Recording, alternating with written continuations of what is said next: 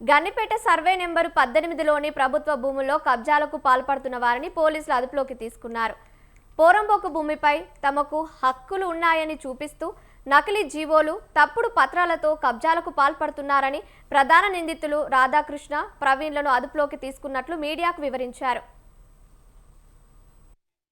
దీంట్లో ఇప్పుడు మనం పరిశీలిస్తే ల్యాండ్ రెగ్యులరైజ్ చేయమని పెట్టుకున్న అప్లికేషన్ నుంచి జీవోలు కానీ, తర్వాత సిసిఎల్ఏ ఆఫీస్ నుంచి క్లియరెన్స్ ఇచ్చినట్టు, సిసిఎల్ఏ హైడ్రా కూడా ఒకటి ఆ చెరువు పక్కన ఉండడంతో హైడ్రా క్లియరెన్స్ కూడా రాసినట్టు, హైడ్రా ఆఫీసర్ కూడా వాళ్ళ సిగ్నేచర్స్ కూడా ఫోర్జరీ చేసి హైడ్రా కూడా క్లియరెన్స్ ఇచ్చేసిందనే ఆర్డర్స్ కూడా వీళ్ళు తయారు చేయడం జరిగింది.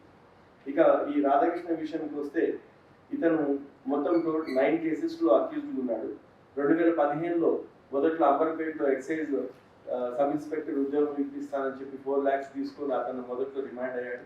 16లో సెక్రటేరియట్లో జాబ్ పెట్టిస్తున్నానని చెప్పి నల్గొండలో 18 lakhs తీసుకున్నందుకు నల్గొండ 2 టౌన్లో కేసు అయ్యి రిమాండ్ అయ్యాడు.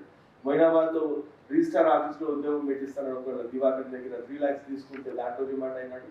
దీంట్లో ఇప్పుడు మనం పరిశీలిస్తే